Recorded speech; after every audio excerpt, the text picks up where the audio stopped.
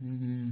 هذا من صدق كلش طيب. الحلا مالته موزون ومو مزعج، لازم تجربوه. بالبداية عندي هنا تمر، اي نوع تمر يكون شوية طري. هسه نشيل النوى مالته وبعدين نقعه بالماء تقريبا ساعة، وهيك يصير عندنا خلاط او محضرة الطعام نخلي بيها، ونخلي شوية من الماء مالته ونخلطه، وهيك صارت عندنا. طبعا هاي نوتيلا صحية، جبن كريمي او جبن مثلثات، شوية فانيلا ونخلطه شوية.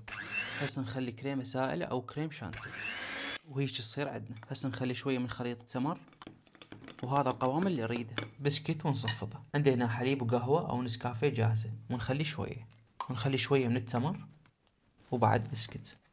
وهسه نخلي طبقة كريمة، ونكمل نفس الطبقات، واخر شي نخلي كاكاو باودر خام بدون شكر.